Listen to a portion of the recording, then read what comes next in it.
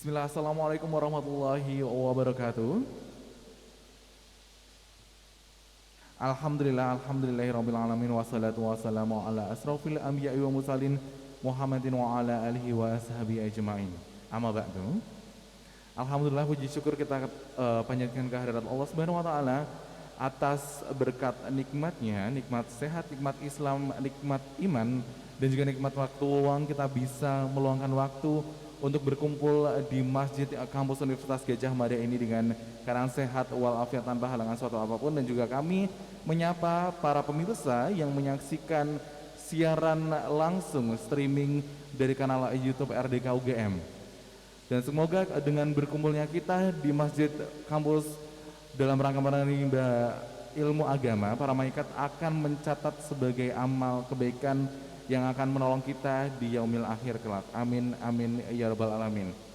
Tak lupa pula salam dan salawat kita haturkan kepada Nabi besar kita Nabi Muhammad sallallahu alaihi wasallam. Semoga dengan kita berselawat kepada beliau, mudah-mudahan kita mendapatkan ganjaran syafaat yang bisa menolong kita di hari akhir kelak. Amin amin amin ya rabbal alamin.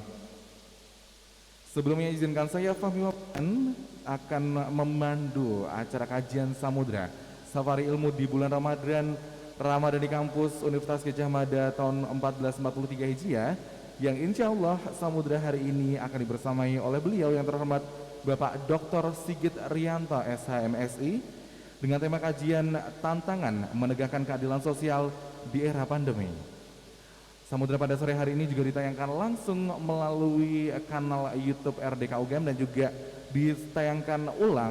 disiarkan ulang oleh YouTube, Facebook, dan juga website dari Radio Muhammadiyah.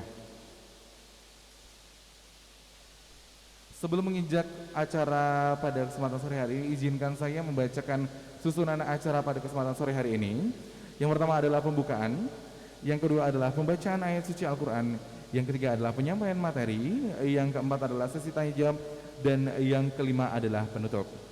Menuju ke rangkaian acara pertama, sebelum kita mulai acara kajian pada kesempatan sore hari ini, marilah kita buka acara kajian sore hari ini dengan bacaan basmalah bersama-sama. Bismillahirrahmanirrahim. Semoga dengan bacaan basmalah tadi Allah akan melancarkan seluruh kegiatan pada kesempatan sore hari ini. Amin amin ya rabbal alamin.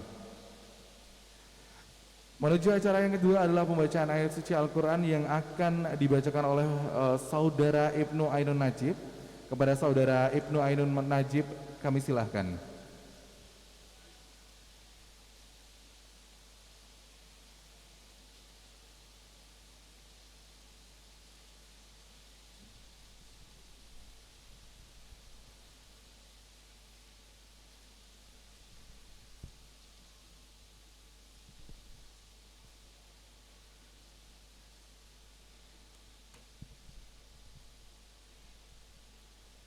Assalamualaikum warahmatullahi wabarakatuh.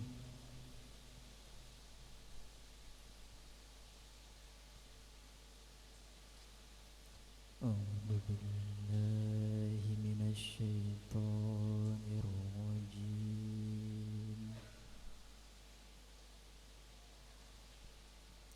Bismillahirrahmanirrahim.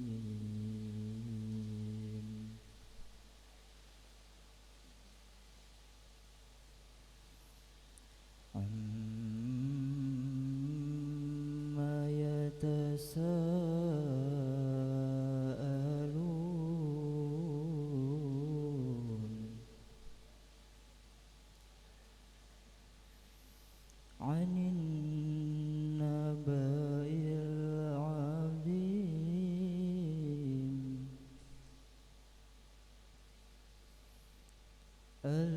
alladzi hum fihi mukhtalifun.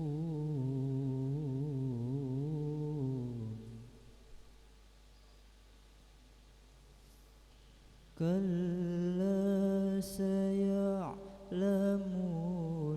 thumma kalla saya'lamun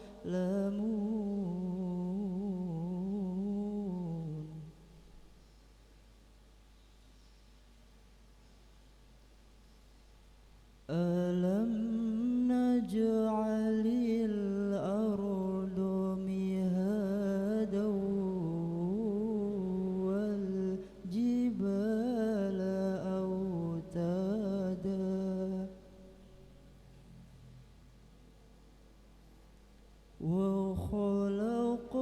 وخلقناكم أزواجا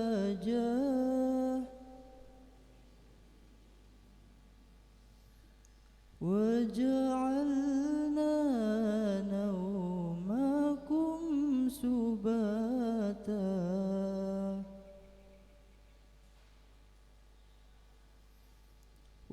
وجعلنا الليل لباسا وجعلنا النهار معاشا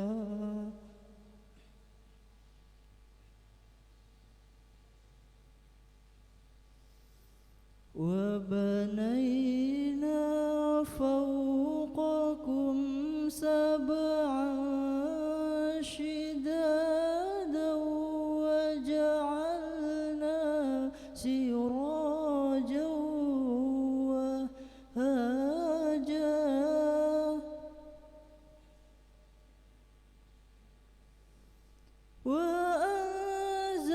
وأنزلنا من المعصرات ماء ثجاجا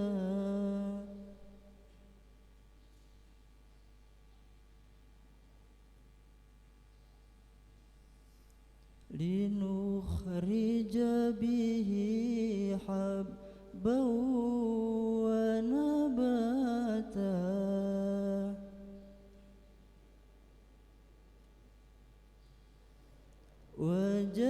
وجنات ألفافا إن يوم الفصل كان ميقاتا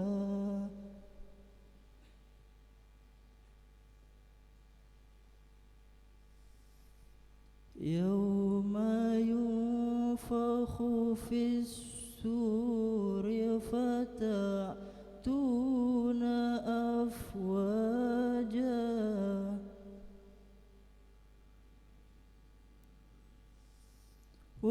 وفتحت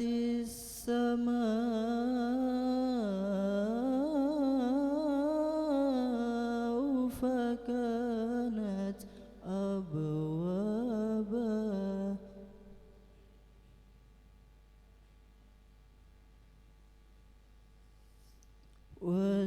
وسيرت الجبال فكانت سرابا إن جهنم كانت مرصادا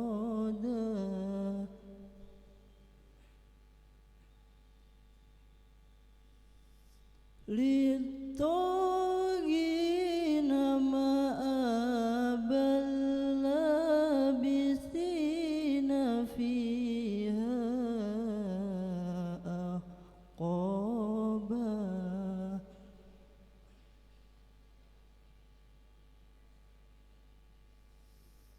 لا يذوقون فيها بردا ولا شرابا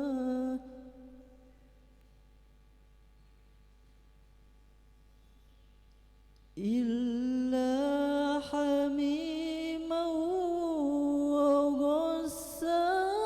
وغساقا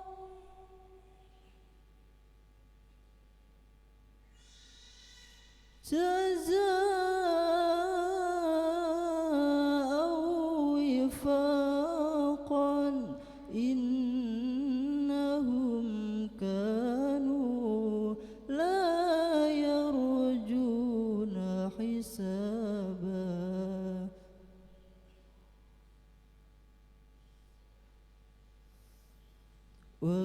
وكذبوا بآياتنا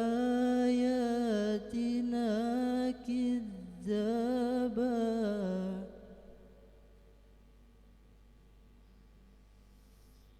وكل شيء أحصيناه كتابا فذوقوا فلن نزيدكم إلا عذابا صدق الله العظيم والسلام عليكم ورحمة الله وبركاته. Waalaikumsalam warahmatullahi wabarakatuh. Terima kasih kepada saudara Ibnu Ainun Najib yang telah membacakan ayat suci Al-Quran. Masya Allah, sungguh merdu dan indah suara lantunan ayat suci Al-Quran tadi. Mudah-mudahan yang membaca dan kita yang mendengarkan mendapatkan pahala sekaligus mendapatkan rahmat serta hidayah dari Allah Subhanahu wa taala. Amin amin ya rabbal alamin. Menginjak acara selanjutnya adalah penyampaian materi oleh beliau yang terhormat Bapak Dr. Sigit Rianto SHMSI dengan tema tantangan menegakkan keadilan sosial di era pandemi. Mungkin bagi para jemaah kita melewati masa-masa yang sulit selama 2 tahun kebelakang ini dan banyak sekali yang terjadi, terutama keadilan sosial. Bagaimana kita melihat fenomena yang ada di lingkungan di sekitar kita, masyarakat di sekitar kita, yang kaya semakin kaya dan miskin semakin miskin. Dan kondisi ini adalah salah satu tantangan kita dalam menegakkan keadilan sosial. Dan kami silakan untuk beliau yang terhormat Bapak Dr. Sigit Rianto SHMSI untuk menyampaikan materi. Silakan Bapak.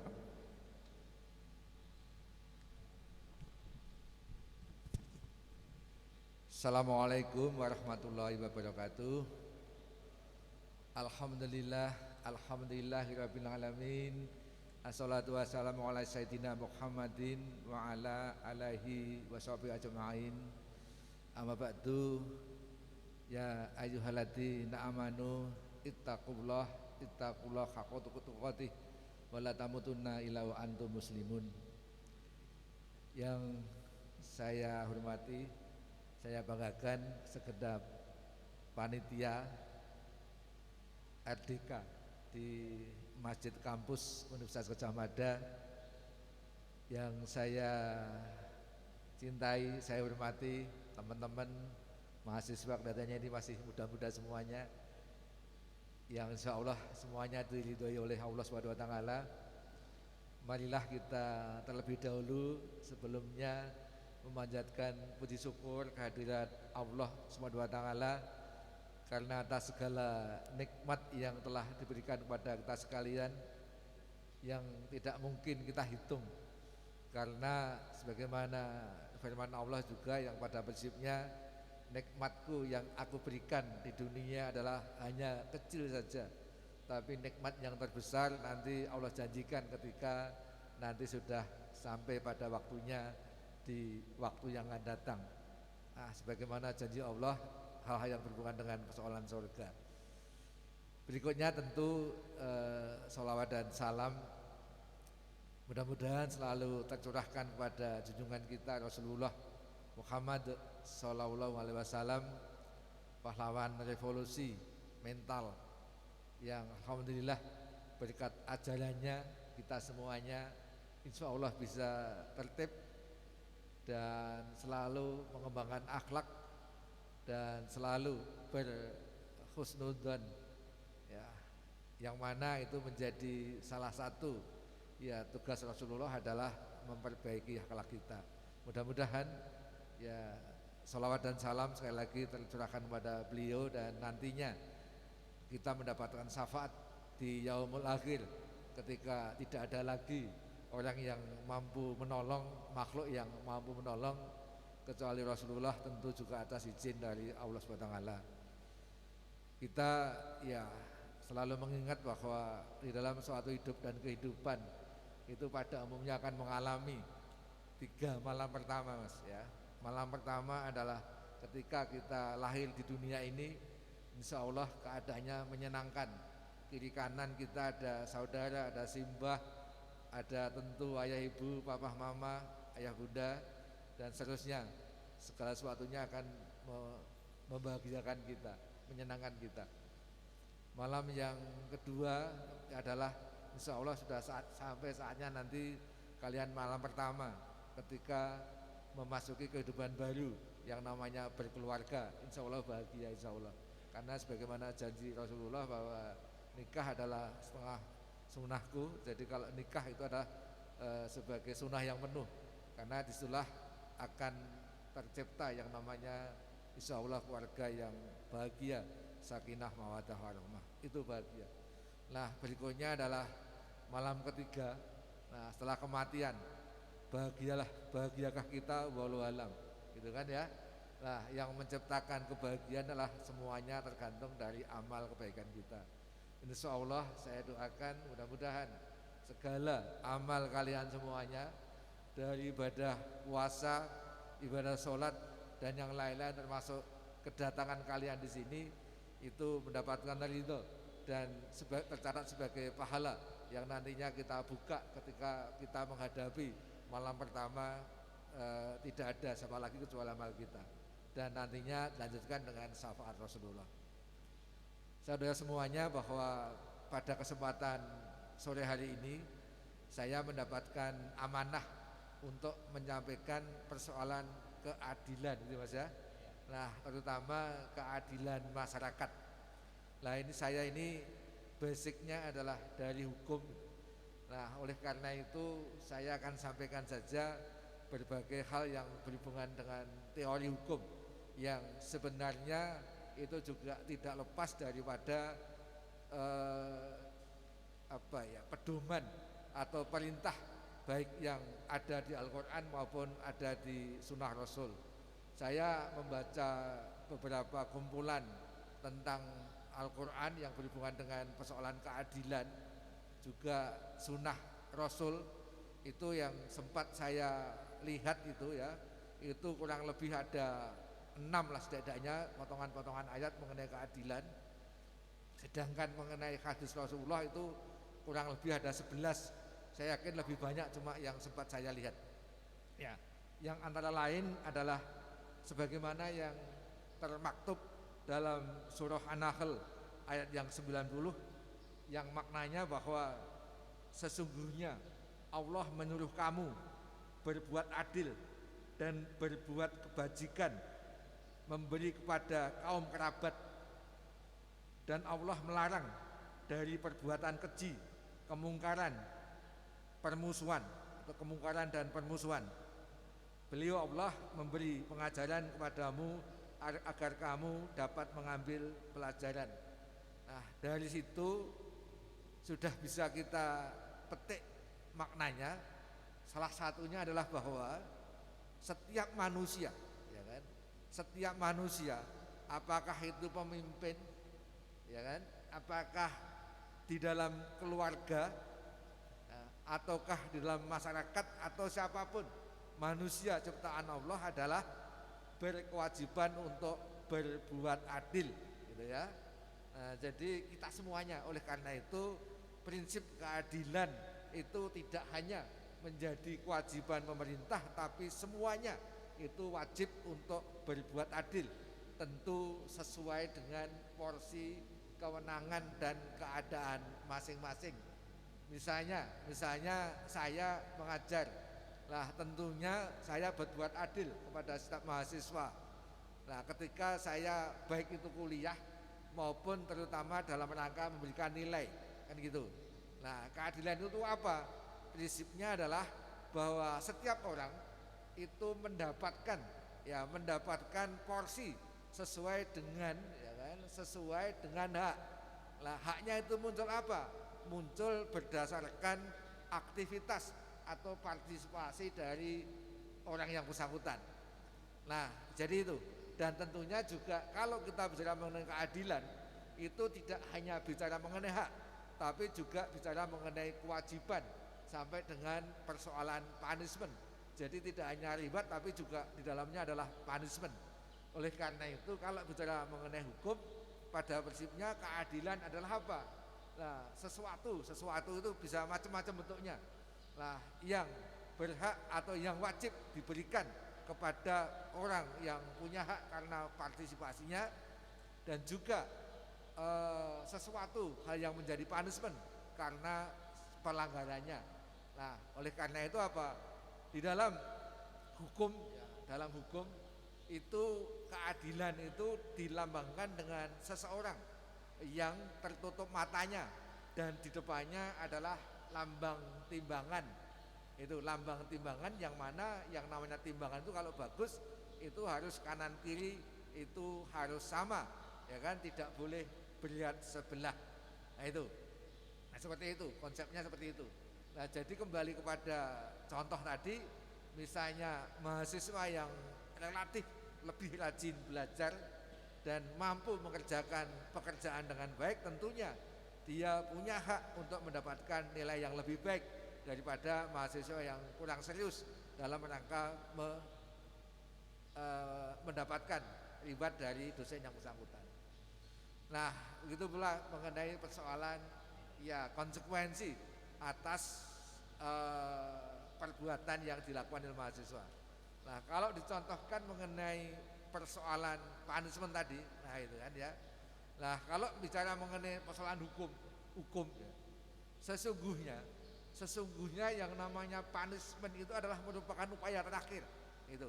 Jadi bukan merupakan sesuatu yang didahulukan. Nah, jadi yang namanya punishment itu adalah sesuatu hal yang sekiranya tidak mungkin ada upaya lagi untuk menciptakan suatu keadaan agar yang bersangkutan itu tidak melakukan perbuatan yang sama. Nah, jadi bukan sebagai primum remedium tapi hukum sebagai ultimum remedium.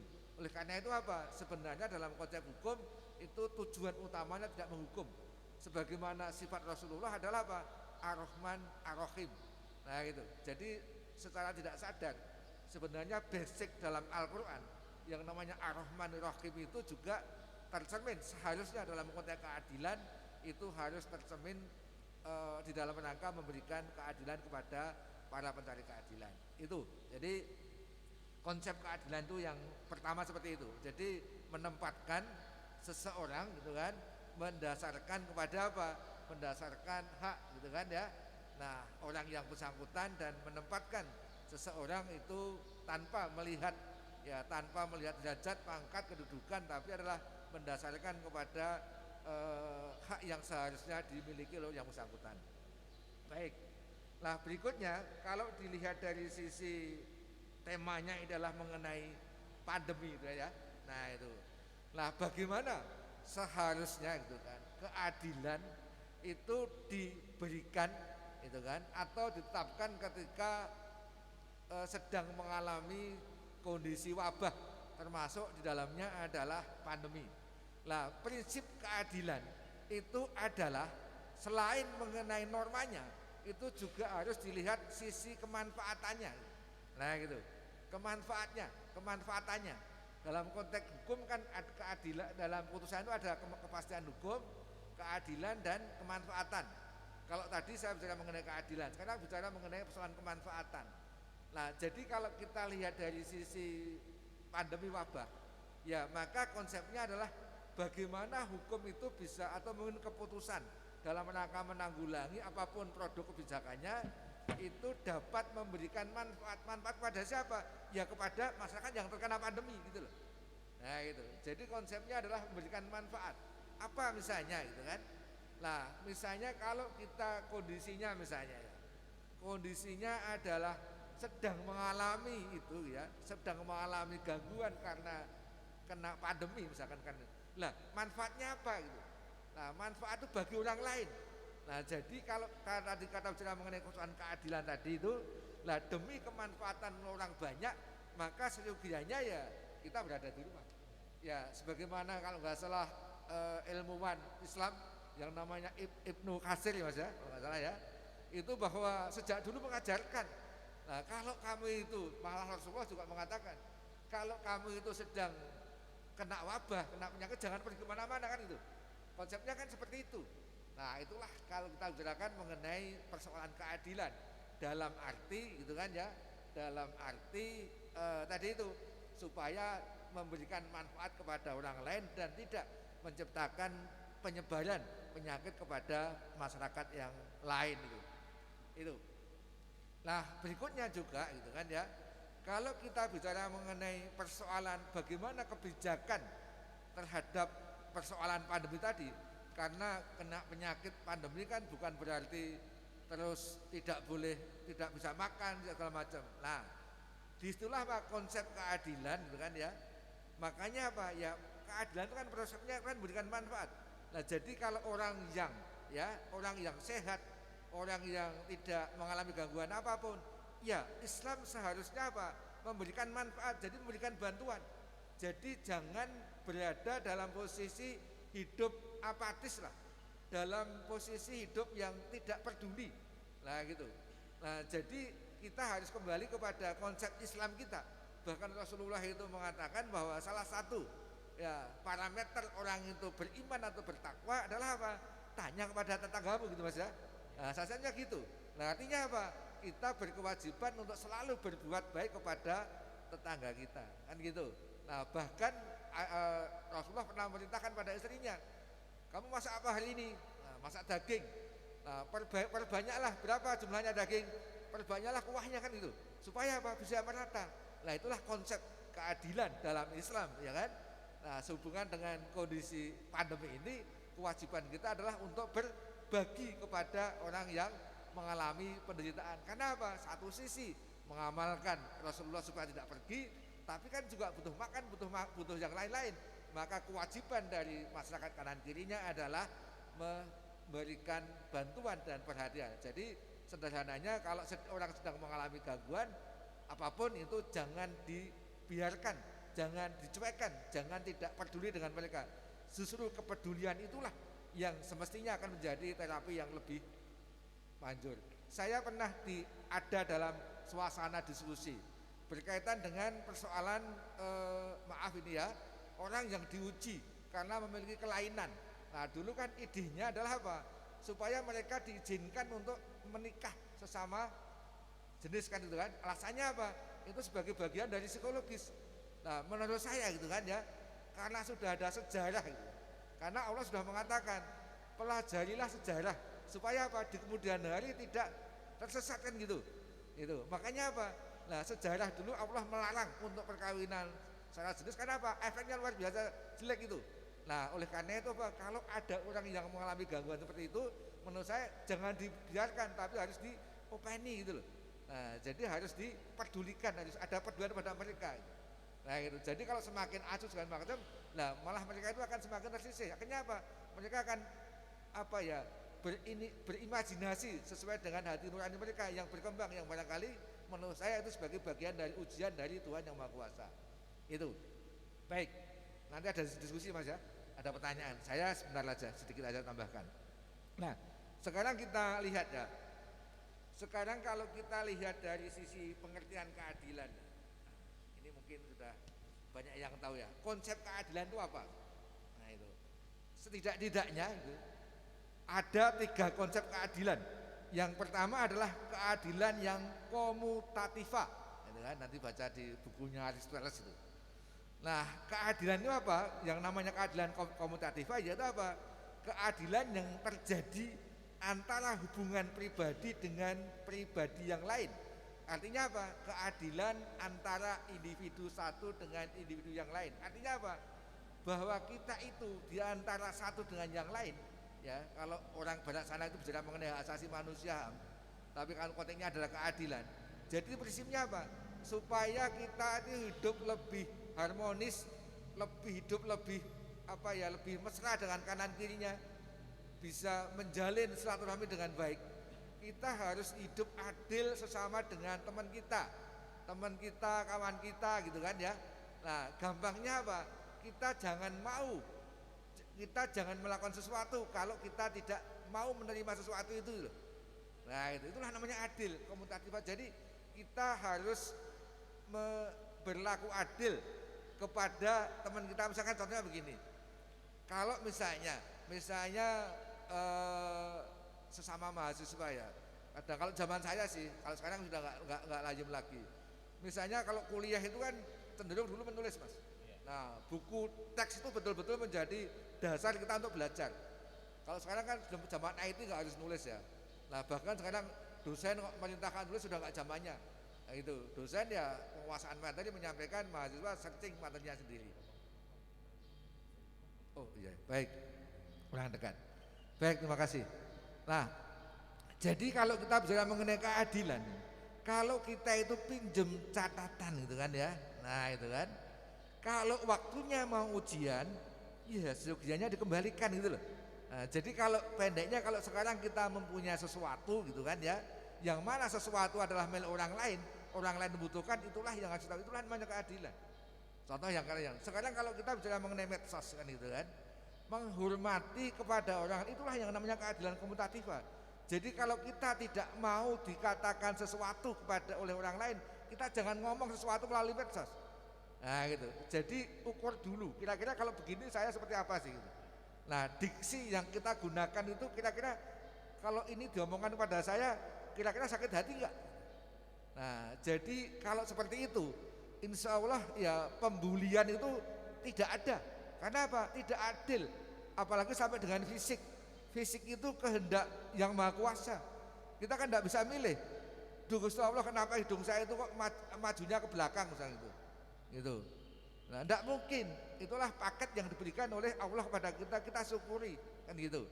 Nah, jadi itulah adil dalam arti sesama manusia. Komutatif adalah apa? Adil terhadap sesama teman.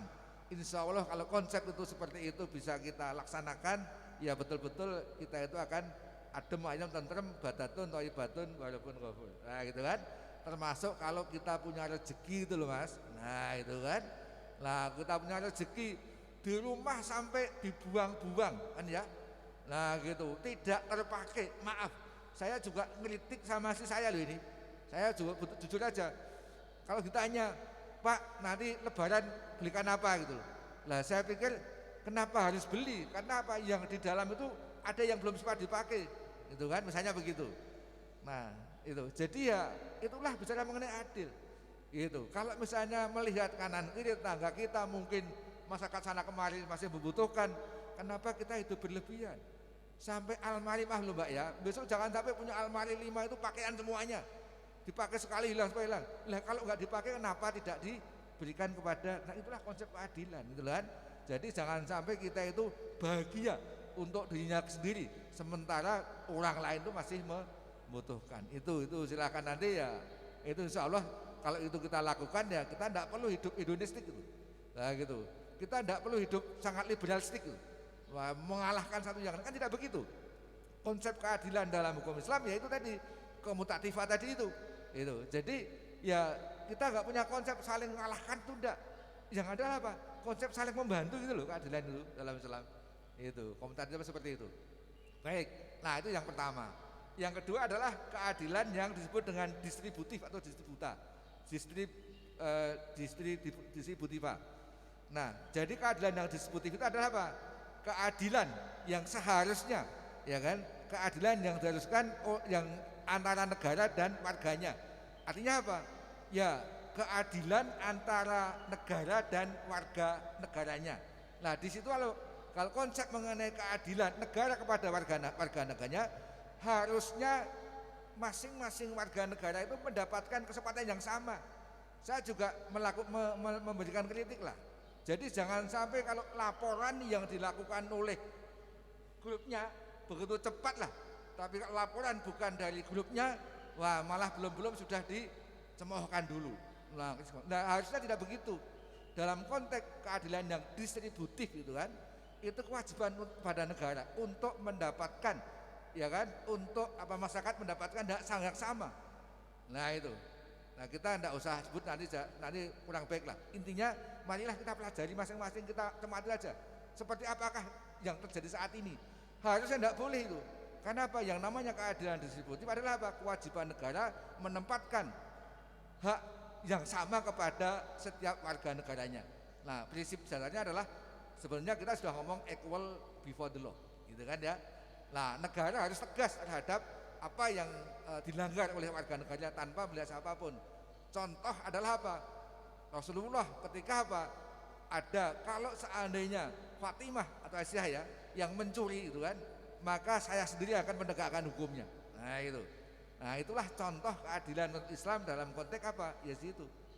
Nah itu. Harusnya begitu. Jangan sampai ya tadi itu negara melihat hal yang tidak seimbang ketika melihat warga satu negara yang lain. Nah, saya katakan tadi negara dan warga negara. Nah, dalam konteks warga negara juga begitu. Itu harusnya apa? Warga negara yang memiliki kemampuan dibandingkan dengan warga yang lainnya jangan disembunyikan gitu loh. Nah, di sini apa? Misalnya apa? Kewajiban membayar pajak, gitu kan ya. Nah, itu. Kalau kita bicara mengenai kewajiban membayar zakat, gitu kan. Nah, itu. Kalau zaman Rasulullah kan namanya kan zakat mal ya, Mas ya. Nah, disitulah kalau kita bicara mengenai kewajiban itu ya harus ya seperti itu, kewajiban negara dan kewajiban warga negaranya itu. Nah, itu seperti itu. Yang ketiga adalah keadilan menurut hukum. Nah, itu kan ya, saya cepat-cepat aja. Nah, keadilan menurut hukum, nah, konsep yang pertama adalah apa? Keadilan, kepastian untuk mendapatkan hak dan pemenuhan kewajiban sebagaimana yang dirumuskan oleh hukum. Nah, jadi keadilan menurut hukum yang pertama apa? Ya, norma hukum itulah yang diatur sehingga warga negara itu mendapatkan kepastian sebagaimana yang diatur dalam hukum. Itu. Kalau bicara mengenai persoalan hukum, gitu kan ya. Hukum itu lahir kan berdasarkan sebuah konsensus kan ya.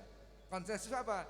Wakil rakyat dan pihak pemerintah. Nah, disitulah konsensus, dari konsensus itulah maka ya semestinya keadilan dalam konsep hukum itu kan adalah mendapatkan sebagaimana yang dirumuskan oleh norma hukum. Nah, yang berikutnya adalah apa? Kesempatan mendapatkan akses yang sama. Nah, dalam apa? Dalam pembentukan hukum, ya kan? Nah, dalam tahap implementasi maupun dalam tahap eksekusi. Karena apa?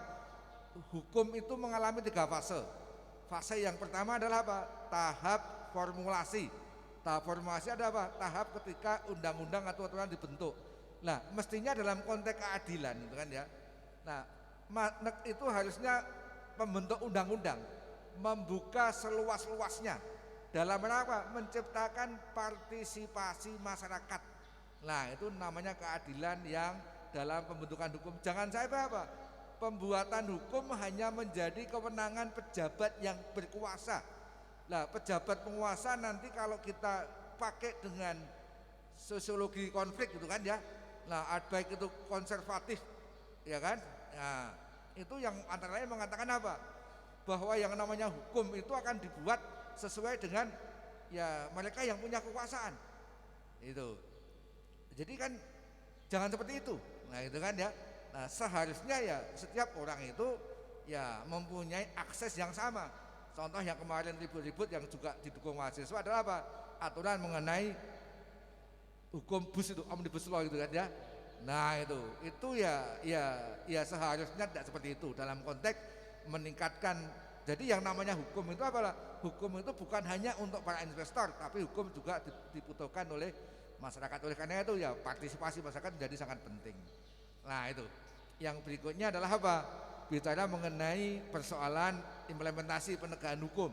Artinya apa? Ya, tadi kembali kepada akses masyarakat untuk mendapatkan yang namanya keadilan. Nah, saya sering ya diminta untuk memberikan pendapat. Tadi sempat terlambat sedikit karena begitu selesai acara Pak Mahfud, tadi kan ada pengajian Pak Mahfud, nanti bisa lihat di YouTube, kanal YouTube EBA. Itu tadi ada pengajian, nanti bisa dilihat ya. Ada pengajian mengenai Isra Mi'raj yang kita selenggarakan. Ada beberapa polisi yang sudah menunggu. Saya udah bilang saya mau ke Maskam sampai jam sekian. Nah, tadi pas selesai ya saya ternyata maaf itu tadi belum sholat asar ya. Jadi sholat asar dulu, maka telat dulu. Nah, baik. Nah, jadi contohnya tadi itu. Jadi ya seperti itu harus mendapatkan hak yang sama lah, akses. Jadi melihat norma itu melihat persoalan bukan melihat mengenai subjeknya, tapi melihat dari aspek normanya gitu. Nah, yang terakhir tentu bicara mengenai eksekusi. Nah, jadi ini ada satu hal yang menarik kan, yang merupakan pendapat Hakim Denning itu terkenal sekali bahwa yang namanya keadilan itu bukan melihat dari norma tapi melihat dari hati nurani. Nah, itulah konsep hati nurani. Jadi prinsipnya keadilan itu tidak hanya melihat hukum semata-mata, tapi bicara mengenai hati nurani. Misalnya begini, haknya itu adalah sekian, misalnya ya, kalau kita bicara mengenai hak, kan, waris itu kan bisa macam-macam. Tetapi misalnya gini, insya Allah kalian saya doakan, kebetulan kalian pintar ya, lulus sekolah mendapatkan pekerjaan yang sesuai dengan harapannya, gitu kan ya. Nah, Anda mendapatkan rezeki dari Allah yang melebihi dari keluarga Anda. Masa iya Anda mengatakan, loh hakku kan separuh Bu, itu kan? Ya jangan begitu, kenapa? Ya keadilan itu melihat dari apa? Keadaan. Ya kasihan. Misalnya rumah satu, saudara Anda itu bekerja, punya warung di situ, buka warung segala macam untuk hidup. Nah, sementara kalian, tadi doa saya insya Allah dikabulkan, Anda sukses mendapatkan rezeki tidak harus dari warung itu. Jangan kekeh-kekeh lah. Nah, warung untuk hidup kakakmu tadi itu atau adikmu tadi itu, jangan Anda minta separuh gitu loh. Kasihan. Kalau perlu disedekahkan tanpa mengurangi aspek hukum Islam, hadis Islam. Nah, tapi niatnya adalah disedekahkan. Itulah apa? Keadilan itu prinsipnya adalah dari sisi hati nurani. Baik, masih sedikit ya Mas ya. Nah, saya sedikit aja sebelum masuk diskusi.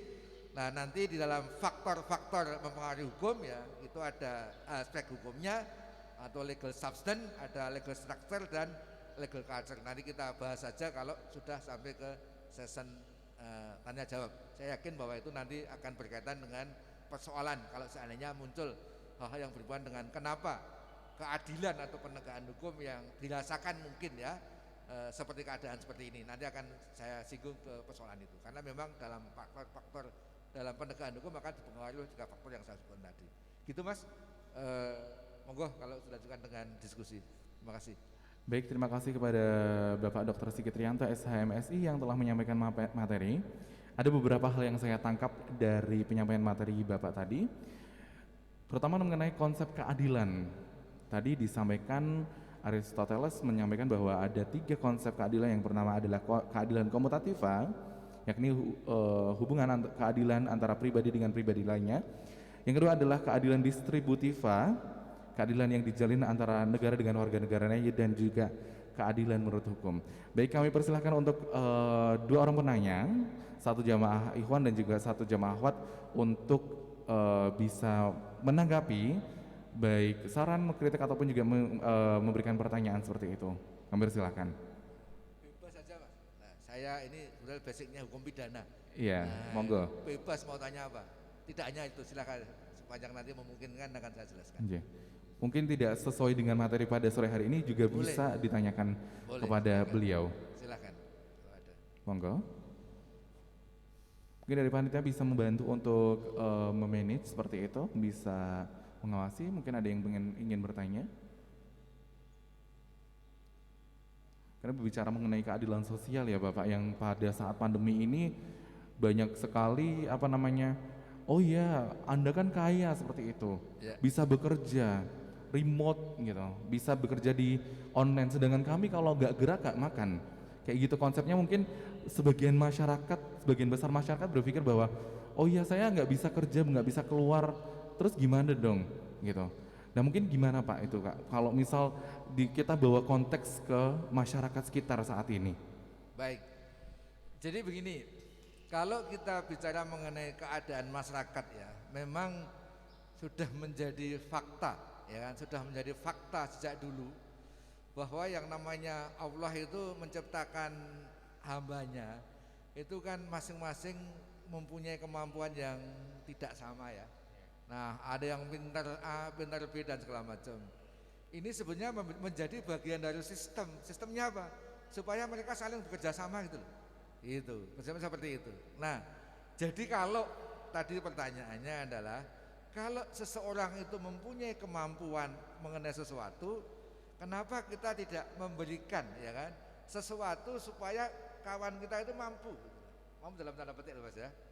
Nah, itu mampu untuk melakukan sesuatu yang sesuai dengan gitu kan, sesuai dengan kebutuhan atau kemampuan dari masyarakat yang perlu kita bantu tadi itu. Misalnya begini, kanan kiri kita gitu kan ya masih membutuhkan pekerjaan. Nah itu kan, kenapa kita harus tanya ke sana kemari Mas? Ya, nah membantu, jadi menciptakan sesuatu hal yang mana yang bersangkutan itu bisa bekerja. Makanya apa? Ya saya sebenarnya bagian orang yang kurang setuju apabila apa? Kalau sementara tenaga kerja yang di negara kita itu adalah masih butuh, kenapa kita harus mendatangkan tenaga kerja lain yang mestinya kita mampu untuk melakukan itu gitu. Nah itu contohnya Islam. Kenapa? Kalau kamu ditanya gitu kan ya, bagaimana mengenai ketakwamu? Tanya kanan kirimu lah. Bukanlah kamu sebagai seorang muslim yang baik apabila apa? Tetanggamu merasa tidak aman. Tidak aman macam-macam loh Mas. Bisa dari sisi keamanan fisik, bisa psikis. Nah gitu kan. Nah gitu. Jadi ya itu tadi konsepnya adalah apa? Ya tetap bantu gitu kan. Bantu sesuai dengan kondisi dan keadaan. Jangan sampai membantu itu dalam bentuk apa? Malah menciptakan ketergantungan yang luar biasa. Ya saya sih dalam konteks ini secara pribadi setuju aja dibantu. Tetapi kalau bantuan itu dalam bentuk tunai uang segala macam, wah nanti menjadi suatu hal yang kurang baik. Kalau saya setuju apa? Membantu bagaimana menciptakan lapangan pekerjaan yang seluas-luasnya. Ya, berarti gitu kan? dalam bentuk pemberdayaan seperti itu, Pak. Betul. Ya. Nah, kata singkatnya adalah memberikan bantuan peningkatan pemberdayaan kanan kiri termasuk umat gitu. Gitu. Karena memang selama ini terutama perihal kartu prakerja seperti itu kan mungkin banyak yang nggak digunakan. Kalau saya berbicara konteks saya karena memang anak pembangunan sosial seperti itu, banyak sekali yang akhirnya juga ketergantungan gitu, dependensi ya kepada pemerintah. Mereka tidak memberi tidak berdaya seperti itu, akhirnya juga tidak ada monitoring dan evaluasi daripada pemerintah untuk pemberian bantuan langsung tunai ataupun juga bantuan prakerja seperti itu. Ya baik, kami kembali saya buka sesi pertanyaan bagi para jemaah, monggo. Boleh saja lah Iya, menanyakan mengenai hukum, persoalan umum boleh lah. Ya persoalan saya umum. Bilang saya basicnya hukum pidana, tapi alhamdulillah tidak dipidana, gitu. Ya, mungkin terutama juga mengenai mungkin ada yang ingin bertanya. Oh ya, silakan. Ada? belum ada Pak sampai sekarang Pak. Mungkin tanya aja Mas. Oh iya, ada 2 orang penanya. Saya persilakan untuk Mas yang pakai kemeja kotak untuk maju ke depan dulu.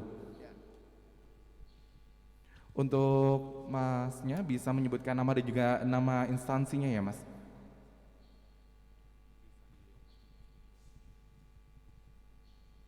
Assalamualaikum warahmatullahi wabarakatuh. Perkenalkan, nama saya Sahrul Haryono dan sebetulnya saya bukan dari UGM ya, saya berasalnya dari UNY. Tapi saya sering berkunjung di sini atau mendengarkan kajian karena memang kajian-kajian di sini menurutku sangat bagus dan menambah juga pengetahuan seperti itu. Berhubung hari ini materinya hukum dan saya juga memang bukan orang hukum ya, tapi melihat dinamika-dinamika yang terjadi sekarang ini di masyarakat ya. Misalnya kemarin-kemarin ada kejadian misalnya begal meninggal dan dibunuh oleh yang korban ini, dan korban ini menjadi seorang tersangka seperti itu. Nah akhirnya karena adanya namanya viral itu diusut dan akhirnya dia nggak dijadikan tersangka. Apakah hukum ini bisa dipermainkan seperti itu? Apakah seperti bilangkan tadi, apakah hanya melihat dari juga nurani seperti itu? Kan banyak juga misalnya masalah korupsi seperti itu. Kebanyakan saya lihat masalah korupsi juga ini di Indonesia apa ya, hukumannya nggak terlalu berat seperti itu ya. Padahal sebetulnya merugikan negara seperti itu, merugikan masyarakat dan sebagainya. Malahan kita maksudnya sebagai masyarakat umum yang wajib pajak seperti itu membayar kepada pemerintah, tapi kebanyakan pemerintah juga melakukan korupsi seperti itu. Terima kasih. Dari Mas Syahrul, mungkin bisa dijawab terlebih dahulu Pak. Yeah. Saya izin berdiri boleh?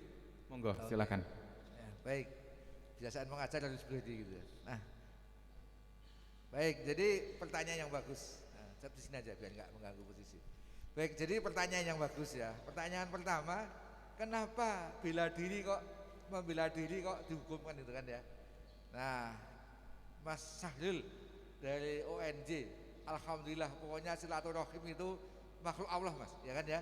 Nah, jadi Maskam itu terbuka untuk siapa? Karena memang masjid adalah rumah Allah, kan itu. Nah, alhamdulillah itu. Jadi silaturahmi betul-betul akan memberikan manfaat. Ya, salah satunya adalah insya Allah kita bisa saling mengenai ilmu. Nah, pertanyaan tadi, kenapa bela diri kok bisa dihukum? Nah, saya akan terangkan mengenai teorinya dulu. Nah, sebenarnya begini, kalau seseorang itu bisa dapat dihukum atau dapat dipidana, itu mendasarkan 3 hal Mas ya. Yang pertama adalah mendasarkan apakah perbuatan yang dilakukan itu adalah memenuhi unsur sebagai perbuatan yang dapat dihukum menurut peraturan undang-undangan. Nah itu, kalau Anda mendengar asas legalitas ya seperti itu Mas. Ya kan? Asas legalitas adalah seseorang dapat dihukum apabila perbuatannya adalah memenuhi unsur sebagaimana yang diatur dalam undang-undang. Lah yang kedua itu adalah mengenai kesalahan. Nah, adakah keadaan batin ya yang mendorong orang yang bersangkutan itu melakukan perbuatan baik itu karena sengaja atau karena kealpaan. Ya. Lah yang ketiga adalah adanya alat bukti yang menjelaskan bahwa dia adalah sebagai pelakunya. 3 tadi itu. Nah, sekarang kembali pada pertanyaannya adalah apakah seseorang yang bela diri itu dapat dikenakan sanksi? Nah, mengenai bela diri itu sebenarnya secara norma itu dapat dipergunakan sebagai alasan penghapus pidana. Nanti sampean atau mas-mas mbak bisa lihat, bisa searching sekarang di Google atau di YouTube, silakan lihat pasal 48, pasal 49, pasal 50, pasal 51. Nah itu sebagai alasan untuk penghapus pidana. Nah pasal 48 itu adalah keadaan overmah. Ya orang tidak bisa dipidana kalau perbuatan itu karena overmah, daya paksa Pak. Itu. Nah daya paksa itu apa? Sesuatu pilihan yang tidak bisa dipilih lagi. Misalnya apa? Ketika orang itu diminta untuk melakukan perbuatan, kalau enggak saya bunuh, kalau kamu mau tidak saya bunuh, gitu kan ya. Maka ketika dia melakukan perintah itu untuk kepentingan keselamatan, sebenarnya tidak dihukum. Kenapa? Keadaan daya paksa overmah, tidak ada pilihan yang lain. Nanti saya teori banyak, ada absolut dan relatif, tapi intinya begitu. Nah sekarang yang kedua adalah pasal 48, itu mengenai pembelaan terpaksa Mas, seperti yang ditanyakan Mas Sahrul tadi itu. Jadi seseorang sebenarnya bisa saja dihapuskan dari pertanggungjawaban karena pembelaan terpaksa, gitu kan? Nah, pembelaan terpaksa sebenarnya siapa yang dapat dibela yang pembelaan terpaksa? Kenapa? Untuk kepentingan keselamatan, keselamatan terhadap nyawa, keselamatan terhadap kehormatan, keselamatan terhadap harta benda. Jadi kalau dia itu menyelamatkan nyawanya sendiri, harta bendanya sendiri, dan termasuk kehormatan dia sendiri, harusnya tidak dihukum, kan begitu secara teori. Karena apa? Ada pembelaan terpaksa. Bahkan pembelaan terpaksa itu bisa untuk diri sendiri, bisa untuk orang lain, kan itu. Nah diri sendiri adalah dirinya sendiri, orang lain apabila melihat orang lain yang mengalami bahaya tadi itu, dihentikan bahaya tadi itu. Nah itu, maka sebenarnya tidak bisa dipidana itu. Bahkan kalau kita bicara mengenai pasal 49 ayat 2-nya, itu keadaan yang pembelaan terpaksa namanya teorinya not will. Not will itu suatu keadaan yang tidak bisa dibayangkan sebelumnya, betul-betul spontan gitu loh. Misalnya begini, orang keluar dari ATM ya, kan kira punya duit Mas ya, ATM. Nah tahu-tahu diikuti oleh orang lain. Nah mau ngambil tas, itu kan, kebetulan yang mau diambil itu seorang karateka atau seorang pesilat, itu yang anak kecil menang itu kan, pokoknya seorang dia bela diri itu kendel lah. Nah begitu diambil tasnya, ternyata apa? Dia tahu diri, tendanglah motornya tadi itu. Motornya tendang ke kanan, ketabrak kendaraan yang lain. Nah persoalannya, nilai tas tadi dengan nyawa besar mana? Besar nyawa ya. Nah makanya itulah yang namanya not with excess, pembelaan terpaksa dalam keadaan yang tertentu sebenarnya bisa dihapuskan. Nah cuma persoalannya adalah yang namanya pembelaan terpaksa itu ada kriterianya. Kriterianya apa? Apabila sifat bahayanya perbuatan itu sudah tidak muncul, gitu kan ya, sudah hilang, gitu kan, maka tidak boleh dilanjutkan, gitu loh. Intinya begini, kalau misalnya orang berkelahi bawa senjatanya sudah dikuasai oleh orang yang diserang, nah kan berarti sifat bahayanya sudah hilang toh. Makanya apa? Sebenarnya tidak boleh. Karena apa? Sifat bahaya sudah hilang. Itu seperti itu. Makanya saya nggak tahu persis faktanya apa, karena fakta adalah hasil penyidikan. Nah disitulah maka faktanya seperti apa. Kalau sifat bahayanya sudah hilang, gitu kan. Nah semestinya tidak perlu dia membabi buta, gitu loh. Tapi kalau sifat bahayanya belum hilang dan itu sebagai gerak refleksi otomatis lah, gitu kan. itu sebenarnya tidak bisa dipidana. Maka apa? Harus melihat dari faktanya. Teorinya seperti tadi Mas. Jadi bisa saja gitu kan ya. Contohnya begini, membela karena jengkel lah, barang-barang kok dicuri, terus apa? Dipasangi listrik, kawat itu tidak boleh. Karena apa? Sifat bahayanya perbuatan bukan pada pencurian, tapi apa? Pada ketika memasang kawat listrik gitu loh.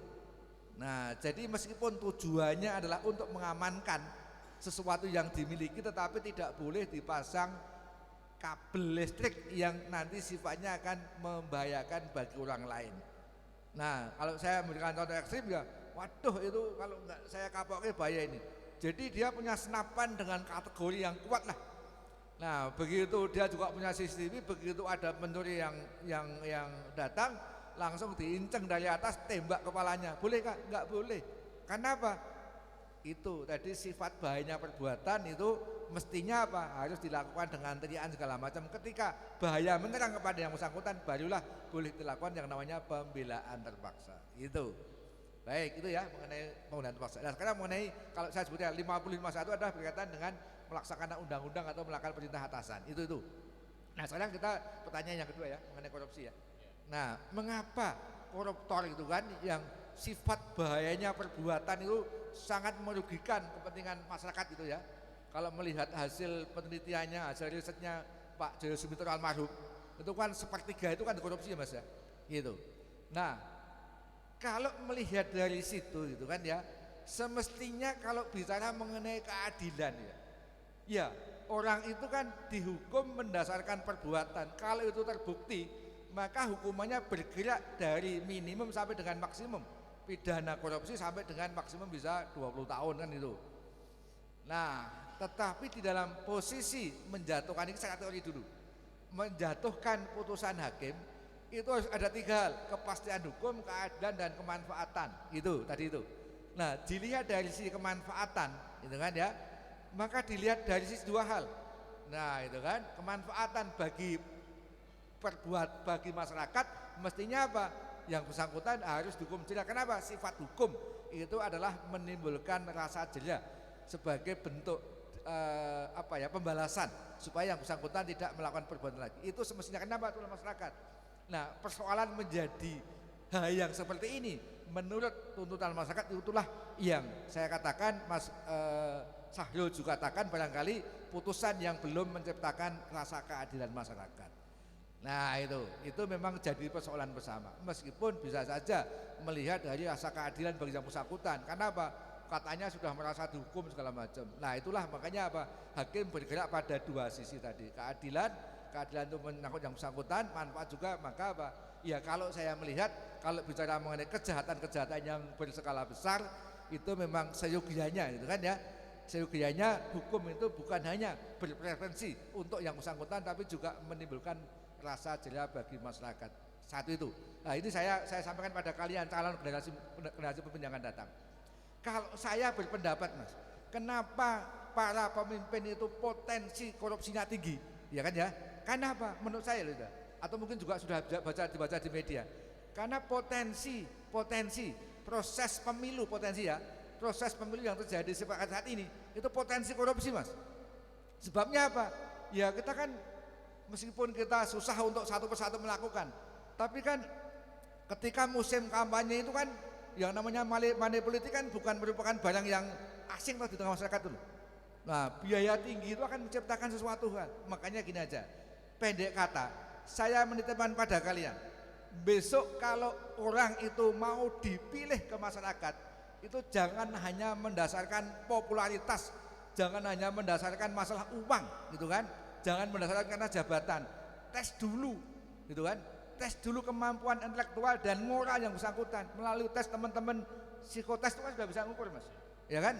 Jadi ketika mereka ditawarkan pada masyarakat untuk dipilih, itu setidaknya sudah pilihan gitu loh. Nah itu sudah pilihan. Sekarang ini kan yang penting kan punya power ya kan.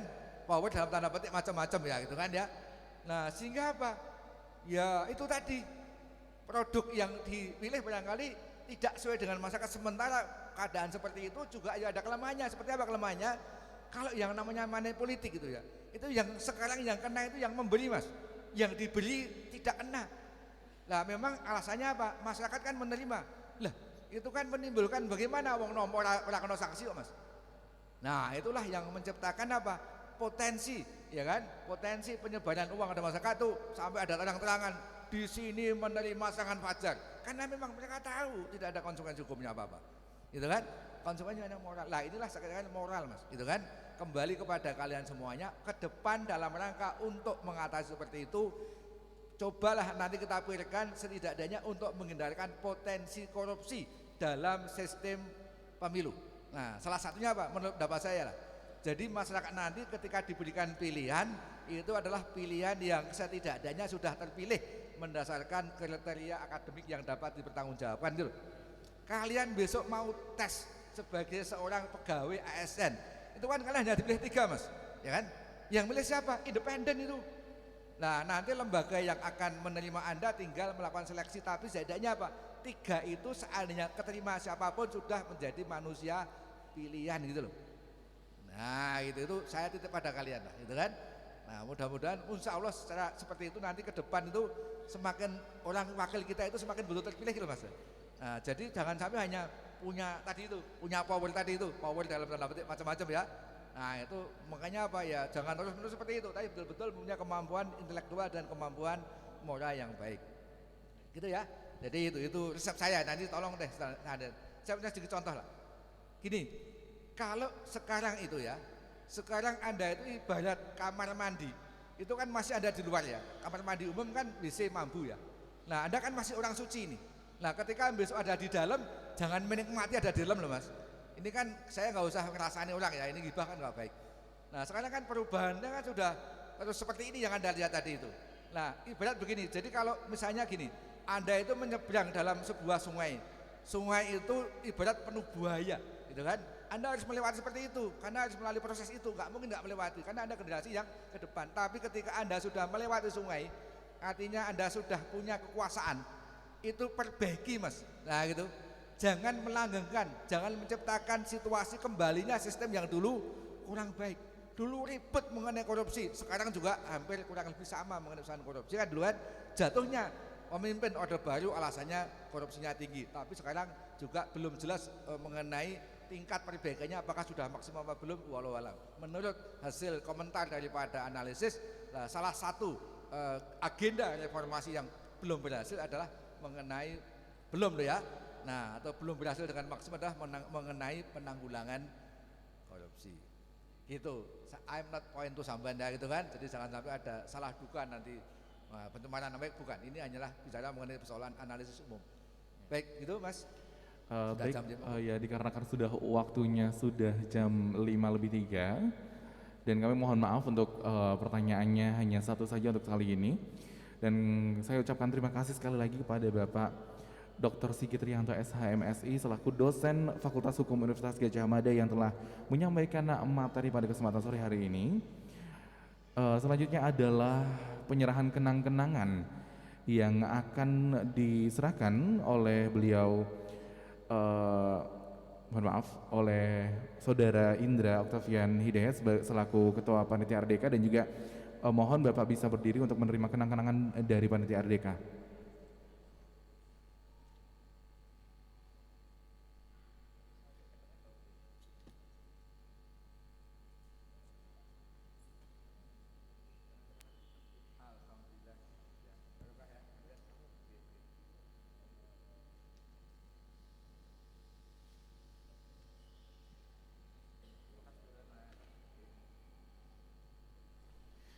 Ya, saya ucapkan sekali lagi terima kasih kepada Bapak Dr. Sigit Rianto SHMSI selaku dosen FH UGM yang telah menyampaikan materi pada kesempatan sore hari ini, dan kami persilakan untuk kembali ke ruang transit. Iya, monggo. Waalaikumsalam warahmatullahi wabarakatuh. Dan saya juga mau mengucapkan terima kasih kepada jamaah yang telah hadir pada kesempatan sore hari ini, dan juga saya mengucapkan terima kasih pada seluruh pihak yang telah membantu acara pada kesempatan sore hari ini. Antara lain ada HIK Parahyangan, yang kedua ada PT Adikarya, yang ketiga ada BPD DIY Syariah, yang keempat ada PT Taspen, yang kelima ada PT Pupuk Kaltim, yang keenam ada Bank DKI Syariah, yang ketujuh ada PT BJB, yang kedelapan ada PT Patra Jasa, dan yang kesembilan ada PT Pegadaian.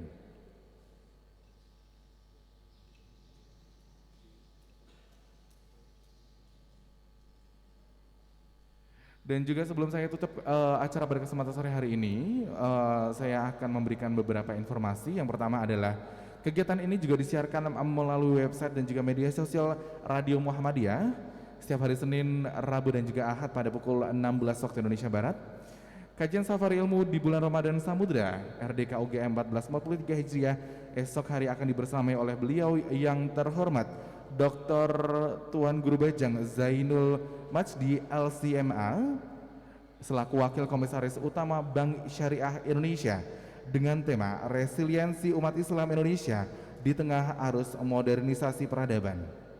Dan juga RDK UGM menyelenggarakan berbagai macam lomba ataupun juga kompetisi yang bisa Anda akses di akun Instagram RDK UGM dan juga Anda bisa mengisi link di bio Instagram tersebut.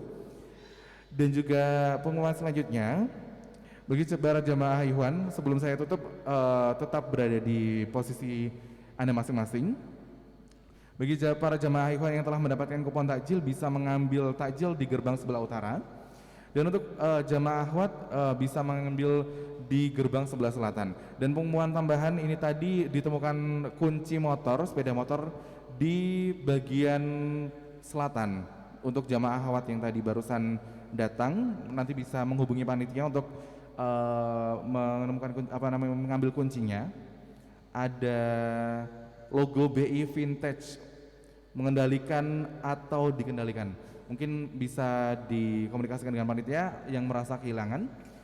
Dan juga diharapkan kepada para jamaah untuk tidak makan berat di lingkungan Masjid Kampus UGM dan juga tetap menjaga protokol kesehatan saat hendak keluar ataupun juga saat hendak berkegiatan di lingkungan Masjid UGM. Baiklah, mungkin itu saja informasi dari saya. Marilah kita tutup acara pada kesempatan hari ini dengan membaca hamdalah dan juga doa hafaratul majlis. Alhamdulillahirabbil alamin. Subhanakallahumma wa bihamdika asyhadu an la ilaha illa anta astaghfiruka wa atubu ilaik. Semoga dengan hadirnya kita di Samudra pada kesempatan sore hari ini menambah dan juga mengamalkan ilmu pada kehidupan kita sehari-hari, dan semoga dengan berakhirnya Samudra pada sore hari ini bukan berarti berakhir pula dalam mencari ilmu, dan juga ilmu itu harus dicari sampai dengan kita wafat.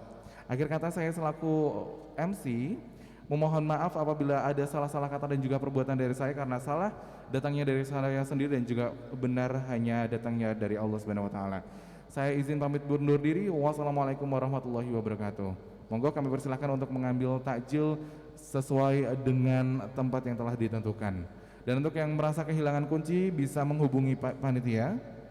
Monggo. Monggo Mbak. Ya. Ya. Juga kami himbau untuk tetap menjaga protokol kesehatan selama mengambil takjil.